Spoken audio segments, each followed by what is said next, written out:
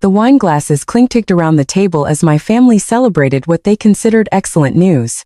My sister Vanessa sat at the head of our parents' dining table, practically glowing with satisfaction as she made her announcement. So, as I was saying, Vanessa continued swirling her champagne. I found the perfect solution to our wedding budget crisis. Maya's savings account had exactly what we needed. I set down my fork carefully, maintaining the calm expression I'd perfected over 8 years of federal banking investigations. Could you repeat that? Oh, don't play innocent. Vanessa waved her hand dismissively. The account you barely touched, the one at Northern Trust Bank. I needed it more than you do. My mother reached over to pat Vanessa's hand. It's really the most practical solution. Maya, you live in that tiny apartment. You drive that old Honda. You clearly weren't investing in anything important. Vanessa's wedding is a once-in-a-lifetime event. How exactly did you access my account? I kept my voice level professional. It was the same tone I used when interviewing bank executives about suspicious transaction patterns. Vanessa exchanged a look with our mother before answering. Mom still had your old account information from when you were in college. We used it to set up the transfer. Don't be dramatic about this. I see. I took a sip of water, processing the admission. And how much did you transfer? $47,000. Vanessa said proudly. It covered the venue upgrade, the designer dress alterations, and the honeymoon suite in Bali. The wedding planner said it's going to be absolutely spectacular. Now, my father finally spoke up from his end of the table. Maya, your sister deserves this. She's worked so hard planning this wedding. You can always save more money. You're still young. I'm 32, Dad. Vanessa is 28. Exactly. My mother interjected. You have plenty of time to rebuild your savings. Vanessa needs this now. Besides, what were you even saving for? You don't have a boyfriend. You're not buying a house. You just let money sit there doing nothing. I smiled slightly, thinking about the actual purpose of that account, but said nothing. Vanessa's fiancé, Derek, shifted uncomfortably beside her. Maybe we should have asked first. Fan. Oh, please. Vanessa rolled her eyes. It's family money. Maya would have said yes anyway. I just saved us all the awkward conversation. Would I have? I asked quietly. Of course you would have. My mother said firmly. Because you're a good sister. And because family helps family. We've always shared everything. I thought about the countless times my family had shared my belongings growing up. My graduation money that funded Vanessa's spring break trip. My car that became Vanessa's car when she decided she liked it better. My college fund that somehow partially redirected to Vanessa's sorority expenses because she needed the networking opportunities. When is the wedding? I asked. Vanessa's face lit up. Saturday. Just 4 days away. You're still coming, right? I know you've been busy with work, but you have to be there. Wouldn't miss it. I said truthfully. Where's the venue again? The Grand Montate? Vanessa practically squealed. That's what your money paid for. The upgrade from the Garden Pavilion to the Grand Ballroom. It's going to be absolutely perfect. 200 guests, a 1-2-piece orchestra, roses imported from Ecuador. Derek's family is going to be so impressed. Derek's mother, Patricia, who had been quietly observing from across the table, cleared her throat. It does sound lovely, Vanessa. Though I must say, I'm surprised you had access to Maya's accounts. That seems rather unusual. Oh, we're very close. My mother jumped in. Not like some families who keep secrets from each other. We share everything. Maya understands that Vanessa's happiness is the family's happiness. I noticed Patricia's eyebrows rise slightly, but she said nothing more. Well, I stood up, folding my napkin. This has been illuminating. I should get going. Early morning tomorrow. Still working that boring bank job? Vanessa asked with a hint of mockery. What is it you do again? Process paperwork or something? Something like that. I replied evenly. Congratulations on the wedding, Vanessa. I hope everything goes exactly as planned. My mother stood to hug me. Don't be upset, sweetheart. This is for the best. And who knows, maybe you'll meet someone at the wedding. We've seated you with some of Derek's single colleagues. I smiled and said nothing. As I walked to my car, my phone buzzed, a text from my colleague, Agent Harrison. Wire transfer flagged in Northern Trust system. Unauthorized access pattern matches your case parameters. Need you to verify. I texted back. Verified. Subject is family member. Proceeding with scheduled protocol. His response was immediate. Confirmed. Team mobilizes Friday evening. Venue secured for Saturday morning. I drove home to my tiny apartment, a modern downtown loft I'd bought cash 3 years ago, and opened my laptop. The Northern Trust account Vanessa had raided wasn't my primary account.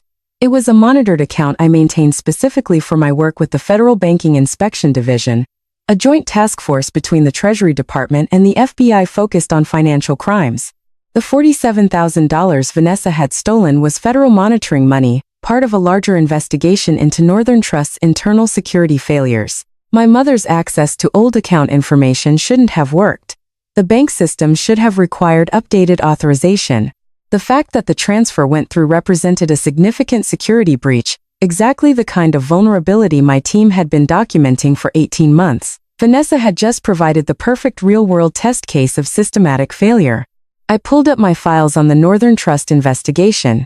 7 months ago, we'd identified multiple instances where outdated account authorizations remained active in their system.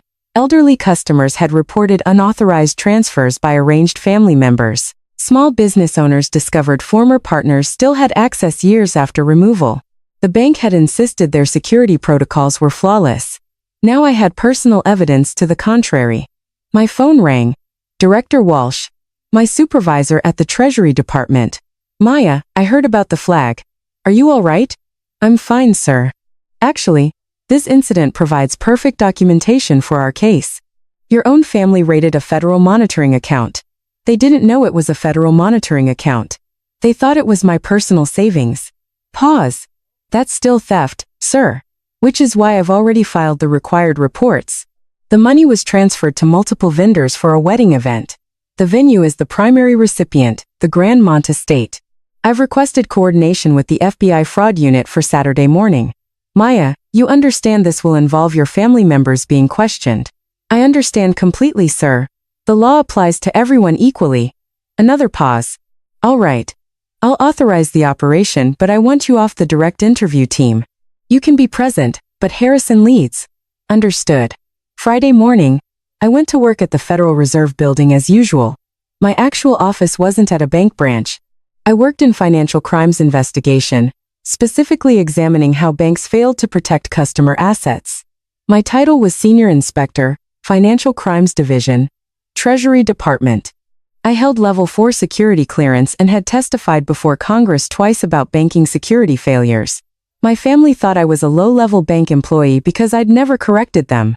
When I got the job 8 years ago, fresh out of my master's program in forensic accounting from MIT, my mother had said, "That's nice, dear. Maybe you'll work your way up to manager someday." I'd never mentioned the MIT degree either. They thought I went to state school. Agent Harrison stopped by my desk. The Grandmont Estate is cooperating fully. When we explained a federal investigation was involved, they offered complete access. Apparently, your sister has been difficult with their staff. That sounds like Vanessa. The venue coordinator mentioned that your sister insisted on contract terms that raised some flags. She demanded all deposits be non-refundable and all payments be made in advance, cash or wire transfer only, no credit cards. I looked up sharply. That's unusual. That's what we thought. We pulled the venue's records. She's not the first client to request these terms, but she is the first one whose funding source came from a flagged account. You think the venue might be involved in something larger? Harrison shrugged. Too early to tell, but it's interesting. We're expanding the investigation scope. Friday evening, my mother called. Maya, sweetie, I just wanted to make sure you're not upset about the money situation. You understand it was for the best, right? I understand perfectly, Mom. Good. Because Vanessa was worried you might make a scene at the wedding. You won't, will you? I won't make a scene, Mom. I promise everything will proceed according to protocol. Protocol? What an odd way to put it. Anyway, the rehearsal dinner is tonight. But I know you're too busy with work. We'll see you tomorrow at the wedding. Too sharp. Don't be late. I'll be there early actually. Oh well. That's sweet. Maybe you can help with last-minute preparations. Something like that. Saturday morning arrived cool and clear. I dressed in my usual professional attire. A tailored navy suit, crisp white shirt, and the credentials badge I typically kept in my desk drawer. I arrived at the Grandmont Estate at 8:47 a.m. The venue was a sprawling historic mansion with manicured gardens and a ballroom that could host events for 500 guests. The parking lot was already busy with catering trucks and florist vans. I could see wedding decorations being arranged through the tall windows. I parked next to the 3 black SUVs already positioned near the main entrance. Agent Harrison met me at the door along with 6 other federal agents and 2 representatives from the FBI's Financial Crimes Unit. "Morning, Inspector Chin." "Ready, ready." The venue coordinator, a polished woman named Margaret, approached us nervously. "The bride arrived 15 minutes ago. She's in the bridal suite with her bridesmaids and mother." "Should we?" "We'll need to speak with her," Harrison said professionally. "But first, we need to secure the venue and document the financial transactions. No one leaves until we've completed our initial interviews." Margaret nodded, her face pale. I should mention, when I informed Miss Chin that there was an issue with her payment, she became quite aggressive. She insisted everything was paid in full and threatened to sue us for breach of contract. "What issue with the payment?" I asked. Margaret glanced at me, then at my badge. "The wire transfer was flagged by our bank this morning. They put a hold on it pending verification." I tried to explain to Miss Chin that we needed to confirm the source of the funds, but she wouldn't listen. Harrison and I exchanged looks. The Northern Trust security protocols had finally kicked in. 24 hours too late, but better than never. "Let's go have a conversation with the bride," Harrison said. We walked through the elegant hallway toward the bridal suite. I could hear Vanessa's voice before we reached the door. "I don't care what your bank says. That money is mine. I transferred it legally from a family account. This is my wedding day, and if you think I'm going to let some banking error ruin it, you're insane." Harrison knocked firmly on the door. Vanessa yanked it open, her face flushed with anger. She was already in her wedding dress, an elaborate creation of silk and lace that probably cost $15,000. "What now? I already told you people." She stopped mid-sentence when she saw the federal badges. "Miss Vanessa Chin," Harrison said formally. "I'm Special Agent Harrison with the FBI's Financial Crimes Unit. These are my colleagues from the Treasury Department's Banking Inspection Division. We need to speak with you about a wire transfer made from Northern Trust Bank on Tuesday evening." My mother appeared behind Vanessa, her face going white. "What is this? What's happening?" Then she saw me standing slightly behind Harrison in my full credentials. "Why? What are you wearing? Why do you have a badge?" "Mrs. Chin," Harrison continued, "we need to speak with both you and your daughter about unauthorized access to a federal monitoring account." "Federal monitoring account?" Vanessa's voice rose to a shriek. "It was Maya's savings account." "No," I said quietly, stepping forward. "It was an account maintained by the Treasury Department for investigating banking security failures. The account you accessed belongs to the federal government. The money you transferred was federal funds." The color drained from Vanessa's face completely. You work for the government." "I'm a senior inspector with the Treasury Department's Financial Crimes Division. I've held this position for 8 years. The account you accessed on Tuesday was part of an active federal investigation into Northern Trust Bank's security protocols." My mother grabbed the doorframe for support.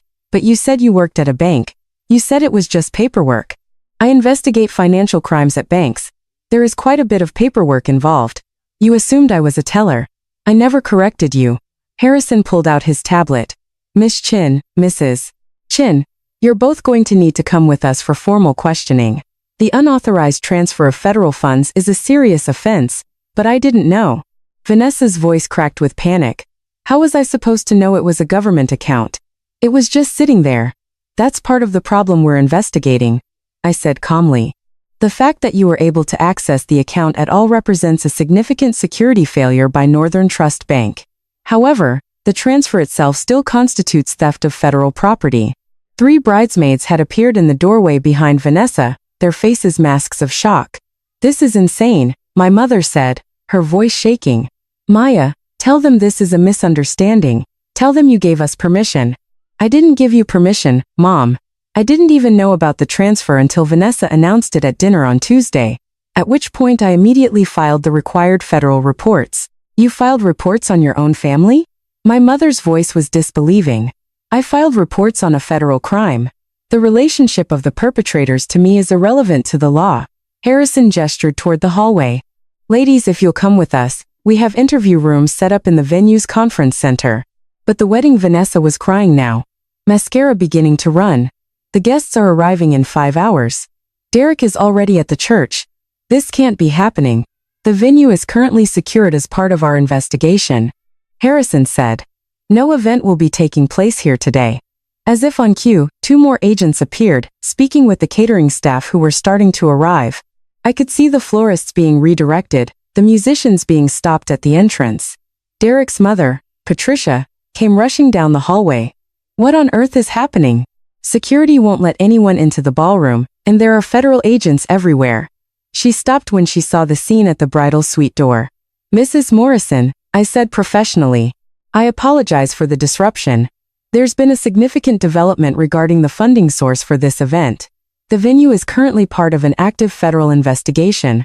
Patricia's eyes widened as she took in my credentials badge. You're Mia. What is this? I'm Senior Inspector Maya Chin, Treasury Department Financial Crimes Division. Your future daughter-in-law and my mother accessed a federal monitoring account without authorization. The funds used to pay for this wedding were obtained illegally. Patricia turned to look at Vanessa, who was now sobbing openly. You stole federal money. I didn't steal it. It was Maya's account. How was I supposed to know she worked for the government? Perhaps, Patricia said. You should have asked before taking money that didn't belong to you, regardless of who it belonged to. My father arrived next, having apparently been parking the car. What's all this commotion? Vanessa, why are you crying? The wedding doesn't start for hours. He stopped when he saw the federal agents. Mr. Chen, Harrison said, your wife and daughter are being detained for questioning regarding the theft of federal funds. Are you aware of any involvement you may have had in accessing or authorizing the transfer from Northern Trust Bank? My father's mouth opened and closed soundlessly. He looked at me. Really? Looked at me perhaps for the first time in years. Why? What's happening? Vanessa and Mom stole $47,000 from a federal monitoring account. Dad, I'm the federal inspector responsible for that account. The wedding is canceled and they're both facing potential criminal charges. But you work at a bank. You process paperwork. I investigate financial crimes at banks. I have a master's degree from MIT in forensic accounting. I've worked for the Treasury Department for 8 years. I hold level 4 security clearance. I've testified before Congress and the account Vanessa raided was federal property. Vanessa slumped against the doorframe. This isn't real. This can't be real. My wedding. Derek appeared at the end of the hallway, still in his casual clothes, clearly confused by the scene. Then baby, what's wrong? Why are there federal agents here? Patricia turned to her son. Derek, we need to talk now. As Derek and his mother stepped aside for an urgent conversation, Harrison began reading Vanessa and my mother their rights, not arresting them yet, but making clear the severity of the situation. You have the right to remain silent. Anything you say can and will be used against you in a court of law. You have the right to an attorney. Vanessa's sobs grew louder. Several of her bridesmaids had started crying, too, though I suspected they were more upset about missing the wedding than concerned about Vanessa's legal troubles. Another agent approached Harrison.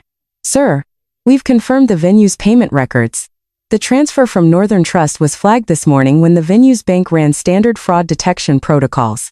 Northern Trust has been notified and is cooperating fully. They've acknowledged the security failure that allowed unauthorized access to the account. Harrison nodded. Document everything. This is going to be a textbook case for banking security reform. My mother finally seemed to grasp the reality of the situation. Maya, please. You can't do this to your sister, to your family. We made a mistake, but we can fix it. We'll return the money. We'll apologize. Just make this go away. I can't make this go away, Mom. This isn't about family dynamics anymore. This is about federal law. The moment you accessed that account without authorization, you committed a federal crime. The moment you transferred those funds, you committed theft of government property. And the moment those funds were used to pay for services, you involved multiple third parties in a federal investigation. But you're our daughter. My mother cried. Doesn't that mean anything? It means I'm disappointed, I said quietly. It means I'm hurt that you thought so little of my work, my life, my choices that you felt entitled to take from me without asking. But it doesn't mean I can ignore federal law. No one is above the law, Mom. Not even family. Derek had finished his conversation with his mother. He approached Vanessa slowly, his face carefully neutral. Ben, is it true? You stole money from Maya. It wasn't stealing. It was family money. She wasn't using it. But it wasn't actually her money, Derek said slowly. It was government money. And you didn't ask. You just took it. I took it for us for our wedding. For our future. Derek looked at Patricia. Then at me. Then back at Vanessa. I need some time to think. Think. Vanessa's voice rose to a shriek. About what? The wedding is in 5 hours. There is no wedding van. Derek said quietly. Look around. Federal agents, canceled venue, your family facing criminal charges. There's no wedding. We can fix this. We can go somewhere else. We can. No. Derek said firmly. We can't. Even if we could, I'm not sure I want to marry someone who would steal from their own sister and then blame her for the consequences. Patricia stepped forward, her voice kind, but firm. Derek, let's go. Vanessa and her family need to handle this situation. We'll talk later. As Derek and his mother walked away, Vanessa collapsed entirely, sinking to the floor in her expensive wedding dress, sobbing uncontrollably. Harrison gestured to 2 female agents. Please escort Miss Chin and Mrs. Chin to the interview rooms. Handle them gently, but make sure they understand the seriousness of the situation. As my mother and sister were led away, still in shock, still crying, my father stood frozen in the hallway. You really did all this? He asked me quietly. Over money? Over federal law? Dad? Over crime? If a stranger had accessed that account, would you expect me to ignore it because prosecuting them would be inconvenient? He had no answer. I love you all. I continued. But love doesn't mean enabling criminal behavior. It doesn't mean pretending crimes didn't happen because family committed them. Vanessa made a choice. Mom made a choice. They chose to steal money without asking, without considering consequences. Now they face those consequences. Your sister's life is ruined. My father said. No, Dad. Her wedding day is ruined. Her life is what she makes of it going forward. Maybe this will be the wake-up call she needs to understand that actions have consequences, that other people's belongings aren't hers to take, that the world doesn't revolve around her wants. I walked past him toward the interview rooms where Harrison was setting up. Behind me, I could hear vendors being turned away, guests being notified of cancellation, the entire elaborate wedding production grinding to a halt. The interviews took 4 hours. Vanessa alternated between sobbing, anger, and desperate attempts at justification. My mother tried repeatedly to blame me for not making my job clear, for tricking them by maintaining a federal account that looked like a personal account. Harrison was patient but firm. The facts were simple. Unauthorized access to a federal account, theft of federal funds, and attempted use of those funds for personal benefit. The investigation into Northern Trust security failures was secondary to the immediate criminal matter. By 2 p.m., the time the wedding should have started, my mother and Vanessa were released with formal warnings and notices to appear for federal proceedings. The U.S. Attorney's Office would decide on formal charges, but at minimum, they faced significant fines and potential probation. Northern Trust Bank faced a much larger investigation and likely federal sanctions for their security failures. I stood in the parking lot as my family left in separate cars. My father drove my mother, who was silent and hollow-eyed. Vanessa left with one of her bridesmaids, still crying. None of them looked at me. Patricia Morrison approached as I was getting into my own car. Inspector Chin, Mrs. Morrison. I'm sorry about all this. Don't be, she said crisply. You did your job. You upheld the law and you potentially saved my son from a very difficult marriage. I smiled slightly. That wasn't my intention. I know, but it's a valuable side effect nonetheless. She paused. For what it's worth, I think you're remarkable. The strength it takes to do what you did today, knowing how your family would react. That's real character. Thank you. If you're ever interested in changing careers, Derek works in corporate law. His firm always needs good investigators with your credentials. I suspect you might want some distance from your family for a while. I took her card, genuinely touched. I appreciate that. As I drove home, my phone began buzzing with texts. Not from my family.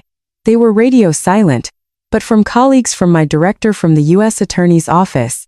Director Walsh called as I pulled into my parking garage. Maya, exemplary work today. I know it was personal. I know it was difficult, but you handled it exactly right. The Northern Trust case is going to result in major banking security reforms. Your family's theft, ironically, provided the perfect documentation of systemic failure. Thank you, sir. Take a few days off. You've earned it. And Maya, I'm recommending you for promotion. Let Inspector, your own team. You've more than proven you can handle it. After we hung up, I sat in my car for a long moment thinking about the day. My phone buzzed again. A text from a number I didn't recognize. This is Derek. My mom gave me your number. I wanted to say thank you, and I'm sorry your family put you in this position. You deserve better. If you ever want to grab coffee and talk about anything other than federal crimes, I'd like that. I smiled, saved the number, and texted back. Coffee sounds good. How about next week? His response was immediate. It's a date. A non-wedding related date. I laughed out loud in my empty car. 3 days later, my mother called. I almost didn't answer, but curiosity won. Why? Her voice was small, defeated. The U.S. attorney called. We have to pay back the $47,000 plus fines. $20,000 each in fines, and we're on probation for 2 years. I know. I received the same report. Vanessa won't speak to me.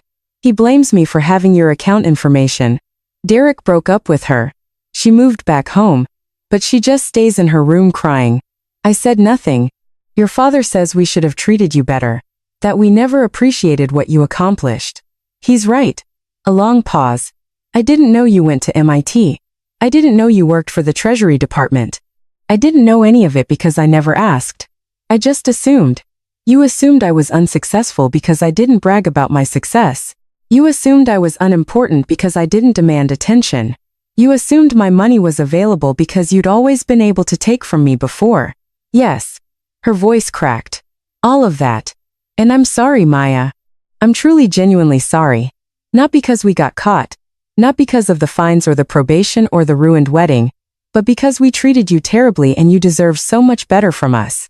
It was the first real apology I'd ever heard from my mother. Thank you for saying that.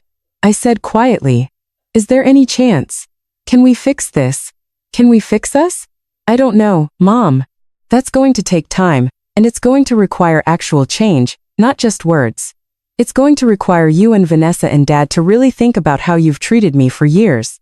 Not just this incident, but everything. We will. I promise we will. Just don't give up on us completely. I won't give up on you, but I won't tolerate being treated as less than I am ever again. Clear boundaries, Mom. Real respect. Or we don't have a relationship.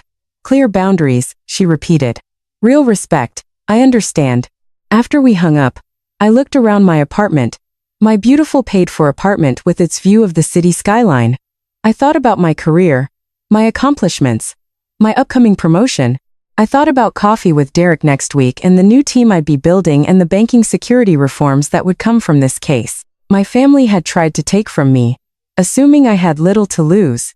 Instead, they'd lost everything and I'd lost nothing that mattered. I opened my laptop and began drafting my acceptance speech for the promotion. Let Inspector Mian had a nice ring to it.